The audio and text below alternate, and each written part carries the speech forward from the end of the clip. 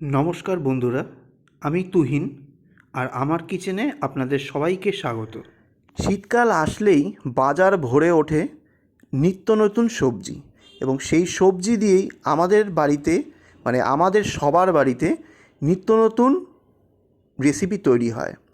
তার মধ্যেই হচ্ছে একটি মূলোর পরোটা। এই শীতকাল উঠলেই বেশ টাটকা তাজা মূলো, সেটা দিয়ে যদি হয় মূলোর পরোটা, ব্রেকফাস্টও তো জমে ক্ষীর। চলুন সেই মূলোর পরোটাটাই এত সহজে, কম পয়সায়, যেটাকে বলে সস্তায় বানিয়ে দেখাবো, এবং দ্রুত এই রেসিপিটা তৈরি হবে। চলুন তাহলে দেখে নেওয়া যাক।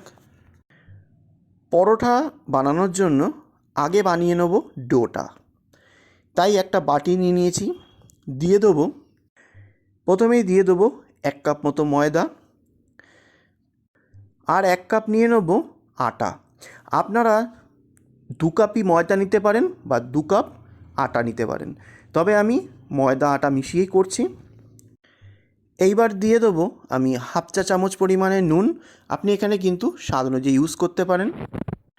দিয়ে দেবো 2 পিঞ্চ মতো হলুদ, এতে পরোটার কালারটা খুব সুন্দর হয়। এইবার দিয়ে দেবো 1/4 চা চামচ পরিমাণে জোয়ান বা আজওয়াইন। হাতে একটুখানি তালুর মধ্যে ডলে এর মধ্যে দিয়ে দেবো, তাতে ফ্লেভারটা খুব ভালো বেরোয়, এবং জোয়ানটা খেলে সহজপাচ্য। যে কোনো পরোটা খেলে দেখবেন একটু গ্যাস হয়, ঢেকুর ওঠে। এই জোয়ানটা যদি দেন তাহলে কিন্তু খুব তাড়াতাড়ি হজম হবে। এখানে আমি 1/4 চা চামচ পরিমাণে আজওয়াইন দিলাম বা জোয়ান দিলাম, কারণ আমি পুড়েও 1/4 চা চামচ পরিমাণে দেবো। আর যদি পুড়ে না দিতে চান, এখানে হাফ চা চামচ দিয়ে দিতে পারেন। এইবার পরিমাণ মতো জল দিয়ে বেশ একটা স্মুথ ডো বানিয়ে নিতে হবে। না শক্ত না নরম, এমন একটা ডো হবে যেটার মধ্যে ময়েশ্চার থাকবে। চলুন মেখে নিই। দেখুন, আমি বেশ ভালো করে একটা স্মুথ ডো বানিয়ে নিয়েছি, এবং ভালো করে কিন্তু হাত দিয়ে মথে নিতে হবে। যত ভালো করে মাখবেন তত ভালো কিন্তু পরোটা তৈরি হবে।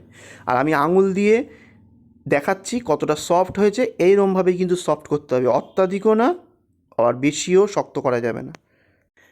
এইবার আমি একটা ঢাকা চাপা দিয়ে এটাকে 15 থেকে 20 মিনিটের জন্য রেস্টিংয়ে দেব, এবং বাকি কাজগুলো, যেটা পুরের কাজ, সেটা এগিয়ে নেব।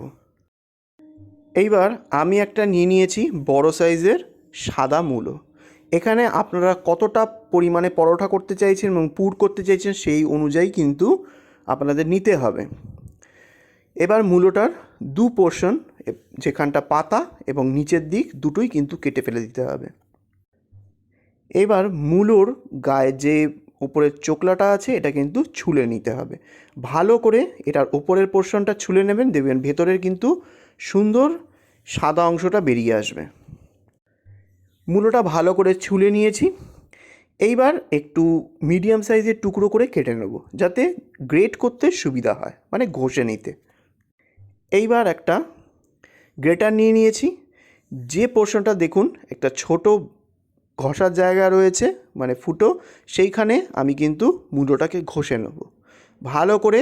সময় নিয়ে ভালো করে মূলোটা ঘষে নিতে হবে। দেখুন, আমার মূলোটা পুরো ভালো করে ঘষে নেওয়া হয়ে গেছে।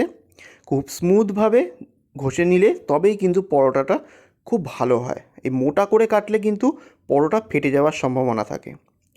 এইবার আপনাদের দেখিয়ে দিই মূলোর ভেতর থেকে কতটা জল বেরিয়েছে নর্মাল অবস্থায়। দেখুন কতটা জল বেরিয়েছে।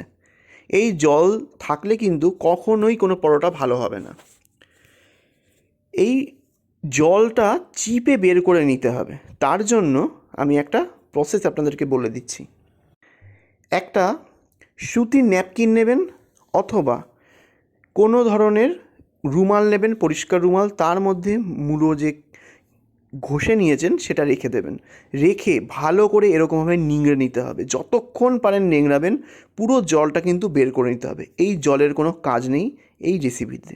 এই ময়েশ্চার যদি থাকে, আলুর পরোটা একদম নষ্ট হয়ে যাবে, মূলোর পরোটা একদম নষ্ট হয়ে যাবে। দেখুন, অন্য একটা পাত্রে আমি মূলোটাকে নিংড়ে নিয়ে নিয়েছি। কয়টুকু হয়ে গেছে একটা গোটা মূলো, ঠিক এরমভাবেই নিংড়ে নিতে হবে। এইবার দিয়ে দেবো এই মূলোরই যে শাকটা ছিল সেটাকে কুচিয়ে এর মধ্যে দিয়ে দেবো 1 কাপ মতো। এতে টেস্টটা কিন্তু দুর্দান্ত হয়, আর মূলো শাকের মধ্যেও কিন্তু অনেক উপকার আছে। এবার একটা 1/2 ইঞ্চি আদার টুকরোকে গ্রেট করে এর মধ্যে দিয়ে দেবো। 3-4টে কুচিয়ে নেওয়া কাঁচা লঙ্কা, ঝালটা আপনারা কিন্তু নিজে বুঝে দেবেন। দিয়ে দেবো 1/2 চা চামচ চিলি ফ্লেক্স। এই ঝাল জিনিসগুলো যদি বাচ্চারা খায় তাহলে কিন্তু অ্যাভয়েড করতে পারেন, তাই লঙ্কা ঠঙ্কা কিন্তু বুঝে দেবেন।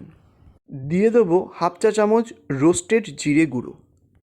দিয়ে দেবো 1/2 চা চামচ ধনে গুঁড়ো, অথবা গোটা ধনেকে একটু রোস্ট করে নিয়ে ভালো করে হামানদিস্তায় ক্রাশ করে এর মধ্যে দিতে পারেন, তাতেও কিন্তু খুব ভালো লাগে।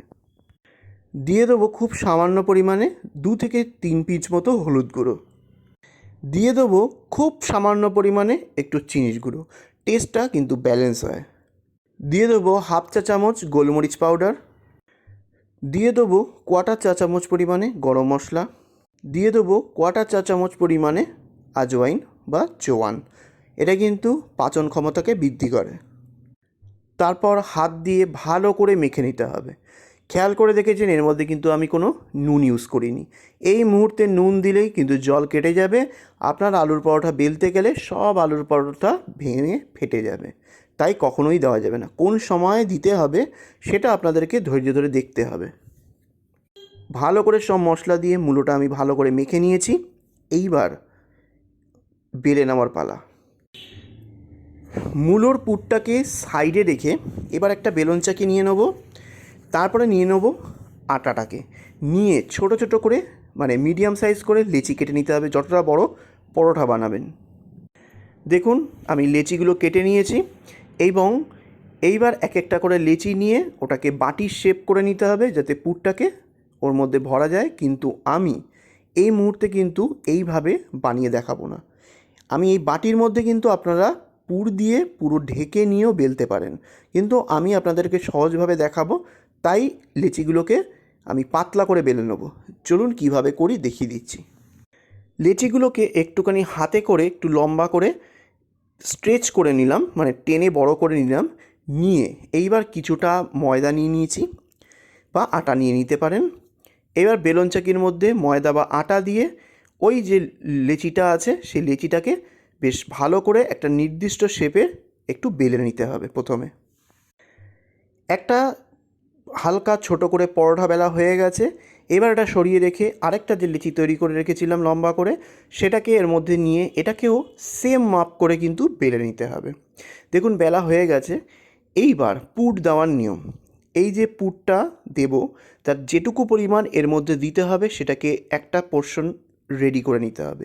নিয়ে ওর মধ্যে পরিমাণ মতো নুন দিয়ে দিতে হবে, দিয়ে ভালো করে মেখে নিয়ে এই একটা রুটির ওপরে ওটাকে পুরটাকে রাখতে হবে। রেখে আরেকটা যে রুটি বেলে রেখেছি সেইটাকে তার ওপরে বসিয়ে দিতে হবে একদম মাপ করে। তারপরে ভালো করে এটাকে বেলে নিতে হবে, যতটা পাতলা করতে পারবেন ততটাই ভালো। এইবার কিছুটা আটা ময়দা ছড়িয়ে ভালো করে বড় করে একদম এটাকে একটা বড় পরোটার আকারে বেলে নিতে হবে। যতটা পাতলা পারবেন বেলবেন, ছোট বড় বড় ম্যাটার করে না, কিন্তু খেতে কিন্তু দুর্দান্ত হবে। দেখুন একটা আমি পুরো ভালো করে বেলে নিয়েছি, আরও পাতলা করে যদি বেলতে পারেন সেটাও চলবে। এইবার নেক্সট আরেকটা বেলে দেখাচ্ছি। সেমভাবে আমি প্রথম লেচিটাও ভালো করে রুটির মতো বেলে নেব, সেকেন্ডটাও বেলে নেব। তারপরে ওর মধ্যে পরিমাণ মতো নুন মাখিয়ে তৈরি করা একটুখানি পুরটা দিয়ে ওপরে আরেকটা পরোটা দিয়ে ভালো করে লম্বা করে বেলে নিতে হবে। বেলে নিলেই রেডি হয়ে গেল সুন্দর একটা পরোটার শেপ। এইবার ভেজে নেওয়ার পালা। এবার একটা তাওয়া নিয়ে নিয়েছি, তাওয়াটাকে হাই ফ্লেমে গরম করে নিয়েছি। দিয়ে দেবো একটা পরোটা। প্রথমেই কিন্তু তেল দেবেন না, নর্মাল সেঁকে নেবেন উল্টে পাল্টে ভালো করে সেঁকে নেওয়ার পর এর মধ্যে ওপর থেকে দিয়ে দেবো 1 চামচ করে সাদা তেল। আপনি এখানে ঘি বা বাটারও ইউজ করতে পারেন, তাহলে আরও ভালো খেতে লাগবে। দিয়ে ভালো করে চেপে চেপে পরোটাটাকে ভাজতে হবে, অবশ্যই মিডিয়াম ফ্লেমে, হাই ফ্লেমে দেবেন না, সঙ্গে সঙ্গে পুড়ে যাবে, ভেতরটা কাঁচা থেকে যাবে। স্প্যাচুলার সাহায্যে সাইডগুলো বেশ চেপে চেপে চেপে চেপে ভালো করে ভেজে নিতে হবে। রেডি হয়ে গেল একটা মূলোর পরোটা। দিয়ে দেবো দ্বিতীয় মূলোর পরোটা, সেটাকেও সেমভাবে চেপে চেপে ভালো করে কর্নারগুলো চেপে চেপে দেখুন, আপনাদের জন্যই ক্যামেরাটাকে খুব ক্লোজ করে দিয়েছি। ঠিক এইভাবেই চেপে চেপে ভালো করে কিন্তু ঘুরিয়ে ঘুরিয়ে পরোটাকে ভাজতে হবে সময় নিয়ে। তাড়াহুড়ো করবেন না, তাহলে কিন্তু ভেতরটা কাঁচা থেকে যাবে। রেডি হয়ে গেল মূলোর পরোটা। ঠিক এইভাবেই প্রতিটা বানিয়ে নেব। রেসিপিটা ভালো লাগলে অবশ্যই পাশে থাকার অনুরোধ রইল। সাবস্ক্রাইব করে বেল আইকন ক্লিক করতে কিন্তু ভুলবেন না যেন। নমস্কার।